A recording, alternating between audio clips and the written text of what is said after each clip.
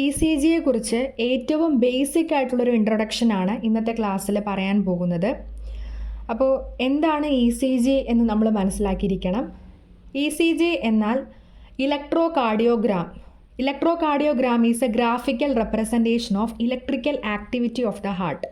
നമ്മുടെ ഇലക്ട്രോകാർഡിയോഗ്രാം എന്ന് പറയുന്നത് ഹാർട്ടിൻ്റെ ഇലക്ട്രിക്കൽ ആക്ടിവിറ്റി ഗ്രാഫിക്കലി റെപ്രസെൻറ്റ് ചെയ്യുന്നതിനെ വിളിക്കുന്ന പേരാണ് ഇലക്ട്രോകാർഡിയോഗ്രാം.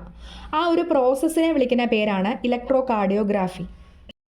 ഇന്നത്തെ ക്ലാസ്സിൽ നമ്മൾ ഇൻട്രൊഡ്യൂസ് ചെയ്യാൻ പോകുന്നത് എങ്ങനെയാണ് ഒരു ECG റെക്കോർഡ് ചെയ്യേണ്ടത്, അതിനാവശ്യമായിട്ടുള്ള ലീഡ്സ് ഏതൊക്കെയാണ്, ഏതൊക്കെ ടൈപ്സ് ഓഫ് ലീഡ്സ് കാണുന്നുണ്ട്, അത് എവിടെയൊക്കെയാണ് നമ്മൾ പ്ലേസ് ചെയ്യേണ്ടത്. അപ്പോൾ ഇത്രയും ബേസിക് ആയിട്ടുള്ള കാര്യങ്ങളാണ് ഇന്നത്തെ ക്ലാസ്സിൽ നമ്മൾ ഡിസ്കസ് ചെയ്യാൻ പോകുന്നത്. അപ്പോൾ ആദ്യം തന്നെ നമുക്ക് നോക്കാം, how many types of leads are there are 2 types of leads, chest leads and limb leads. Chest ലീഡ്സിൽ തന്നെ 6 ടൈപ്സ് ഓഫ് ചെസ്റ്റ് ലീഡ്സ് കാണുന്നുണ്ട്.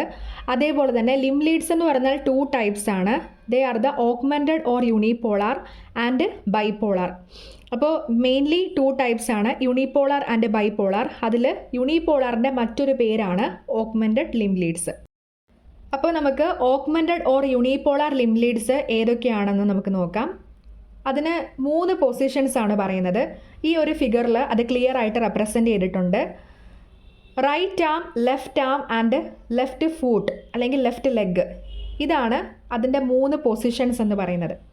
അപ്പോൾ റൈറ്റ് ആമിൽ AVR എന്ന് റെപ്രസെൻറ്റ് ചെയ്തിട്ടുണ്ട്. അതിൻ്റെ ഫുൾ ഫോം എന്ന് പറയുന്നത് augmented vector right. Similarly left ആമിൽ augmented vector left and AVF എന്ന് പറയുന്നത് ലെഫ്റ്റ് ലെഗിലാണ് പ്ലേസ് ചെയ്യുന്നത്. That is augmented vector foot. അപ്പോൾ ഈ 3 പൊസിഷൻസ് ആണ് നമ്മൾ യൂണിപോളാർ ലിംബ് ലീഡ്സ് പ്ലേസ് ചെയ്യാൻ ഉപയോഗിക്കുന്നത്. ഇനി ബൈപോളാർ ലിംബ് ലീഡ്സ് എന്ന് പറഞ്ഞു കഴിഞ്ഞാൽ ഈ യൂണിപോളാർ ലിംബ് ലീഡുകളെ പരസ്പരം കണക്ട് ചെയ്യുന്നതാണ് ബൈപോളാർ ലിംബ് ലീഡ്. അത് 3 എണ്ണം കാണപ്പെടുന്നുണ്ട്, lead 1, lead 2 and lead 3. Lead 1 എന്ന് പറയുന്നത് AVRനെയും AVLനെയാണ് തമ്മിൽ കണക്ട് ചെയ്യുന്നത്. അതായത് നമുക്കറിയാം റൈറ്റ് ആമിനെയും ലെഫ്റ്റ് ആമിനെയും തമ്മിൽ കണക്ട് ചെയ്യുന്നതാണ് ലീഡ് 1. സിമിലർലി ലീഡ് 2 എന്ന് പറയുന്നത് റൈറ്റ് ആമിനെയും ലെഫ്റ്റ് ലെഗിനെയും തമ്മിലാണ് കണക്ട് ചെയ്യുന്നത്. ഇനി ലീഡ് 3 എന്ന് പറയുന്നത് ലെഫ്റ്റ് ആമിനെയും ലെഫ്റ്റ് ലെഗിനെയും തമ്മിലാണ് കണക്ട് ചെയ്യുന്നത്. ഇനി അതിൻ്റെ പോസിറ്റീവ് ആൻഡ് നെഗറ്റീവ് ടെർമിനൽസും നമുക്കിവിടെ ക്ലിയർ ആയിട്ട് റെപ്രസെൻറ്റ് ചെയ്തിട്ടുണ്ട്. ലീഡ് 1 എന്ന് പറയുമ്പോൾ റൈറ്റ് ആം ആൻഡ് ലെഫ്റ്റ് ആമിനെ തമ്മിലാണ് കണക്ട് ചെയ്യുന്നത്, നമ്മൾ ഓൾറെഡി പറഞ്ഞു. അതിൽ റൈറ്റ് ആമിലാണ് നെഗറ്റീവ് ടെർമിനൽ വരുന്നത്, ലെഫ്റ്റ് ആമിൽ പോസിറ്റീവ്. സിമിലർലി ലീഡ് 2 എന്ന് പറയുന്നത് റൈറ്റ് ആമിനെയും ലെഫ്റ്റ് ലെഗിനെയും തമ്മിൽ കണക്ട് ചെയ്യുന്നു. നെഗറ്റീവ് ടെർമിനൽ വരുന്നത് റൈറ്റ് ആമിലും പോസിറ്റീവ് ടെർമിനൽ വരുന്നത് ലെഫ്റ്റ് ലെഗിലുമാണ്. ആൻഡ് ലീഡ് 3 എന്ന് പറയുന്നത് ലെഫ്റ്റ് ആമിനെയും ലെഫ്റ്റ് ലെഗിനെയും തമ്മിൽ കണക്ട് ചെയ്യുന്നു. ലെഫ്റ്റ് ആമിൽ നെഗറ്റീവും ലെഫ്റ്റ് ലെഗിൽ പോസിറ്റീവും വരുന്നു. അപ്പോൾ ഇതാണ് ഈ ഫിഗറിൽ നിന്ന് നമുക്ക് മനസ്സിലാക്കാനുള്ളത്. ഇനി അടുത്തതായിട്ട് നമുക്ക് പഠിക്കാനായിട്ടുള്ളത് ചെസ്റ്റ് ലീഡ്സിനെ കുറിച്ചാണ്. ഓൾറെഡി നമ്മൾ പറഞ്ഞു 6 ചെസ്റ്റ് ലീഡ്സ് ഉണ്ടെന്ന്. അപ്പോൾ അതിൻ്റെ പൊസിഷൻസ് എവിടെയൊക്കെയാണ് വരുന്നത് നമുക്ക് നോക്കാം. First one is V1. V1 ഈ ഫിഗറിൽ നമുക്ക് കാണാൻ പറ്റും. അത് പ്ലേസ് ചെയ്തിരിക്കുന്നത് on the 4th intercostal space on the right side. അപ്പോൾ ഫസ്റ്റ് അതിൻ്റെ സൈഡ് ഏതാണെന്ന് നോക്കുക. V1 റൈറ്റ് സൈഡിലാണ് പ്ലേസ് ചെയ്തിരിക്കുന്നത്. അതും 4th ഇൻ്റർകോസ്റ്റൽ സ്പേസിലുമാണ് ലൊക്കേറ്റ് ചെയ്തിരിക്കുന്നത്.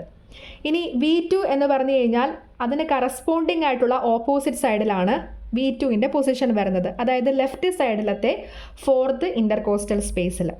ഇനി V3യുടെ പൊസിഷൻ നമുക്ക് സിമ്പിളായിട്ട് പറയാം, ബിറ്റ്വീൻ V2 ആൻഡ് V4. V2നും V4നും നടുവിലായിട്ടാണ് V3യുടെ പൊസിഷൻ വരുന്നത്. അപ്പോൾ V4ൻ്റെ പൊസിഷൻ എവിടെയാണ് വരുന്നത്? അവിടെ ഒരു പർട്ടിക്കുലർ ലൈൻ റെപ്രസെൻറ്റ് ചെയ്തിട്ടുണ്ട്. അതാണ് നമ്മുടെ മിഡ് ക്ലാവിക്കുലാർ ലൈൻ.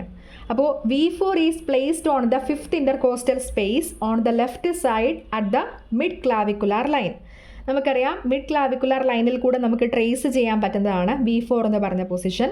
അത് ലെഫ്റ്റ് സൈഡിലാണ് ലൊക്കേറ്റ് ചെയ്തിരിക്കുന്നത് ആൻഡ് 5th ഇൻ്റർകോസ്റ്റൽ സ്പേസിലുമായിട്ടാണ് പ്ലേസ് ചെയ്തിരിക്കുന്നത്. ഇനി നെക്സ്റ്റ് എന്ന് പറഞ്ഞാൽ V5.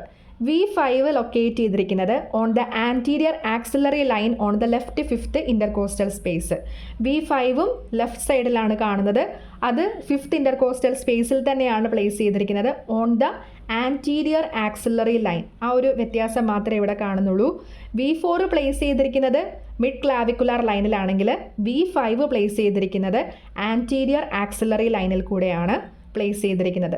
ഇനി ലാസ്റ്റ് വൺ ആണ് V6. V6 എന്ന് പറഞ്ഞു കഴിഞ്ഞാൽ അത് മിഡ് ആക്സിലറി ലൈനിലാണ് ലൊക്കേറ്റ് ചെയ്തിരിക്കുന്നത് on the left fifth intercostal space. അപ്പോൾ V4, V5 ആൻഡ് V6 ഇത് മൂന്നും ലെഫ്റ്റ് ഫിഫ്ത്ത് ഇൻ്റർകോസ്റ്റൽ സ്പേസിലാണ് പൊസിഷൻ വരുന്നത്. ഒരേ ഒരു ഡിഫറൻസേ ഉള്ളൂ, അതിൻ്റെ ലൊക്കേഷൻ പോയിന്റുകൾ. V4 പ്ലേസ് ചെയ്തിരിക്കുന്നത് മിഡ് ക്ലാവിക്കുലാർ ലൈനിലാണ്, V5 ആൻറ്റീരിയർ ആക്സിലറി ലൈനിലാണ് പ്ലേസ് ചെയ്തിരിക്കുന്നത്, ആൻഡ് V6 മിഡ് ആക്സിലറി ലൈനിലാണ് പ്ലേസ് ചെയ്തിരിക്കുന്നത്. V1 ആൻഡ് V2 നമുക്ക് ഓപ്പോസിറ്റ് സൈഡ്സ് ആണെന്ന് പറയാൻ പറ്റും. അതായത് ഫോർത്ത് ഇൻ്റർകോസ്റ്റൽ സ്പേസിലാണ്, ഓപ്പോസിറ്റ് സൈഡിലാണ്. V1 റൈറ്റ് സൈഡിലും V2 ലെഫ്റ്റ് സൈഡിലും. അപ്പോൾ റൈറ്റ് സൈഡിൽ ഒരേ ഒരു ലീഡ് മാത്രമേ ഉള്ളൂ, that is A V1, and left സൈഡിലാണ് ബാക്കി V2 ടു V6 അത്രയും ലീഡ്സും വരുന്നത് ലെഫ്റ്റ് സൈഡിലാണ്. ഇത്രയാണ് നമുക്ക് ECGയെ കുറിച്ച് ബേസിക് ആയിട്ട് പഠിക്കാനായിട്ടുള്ളത്.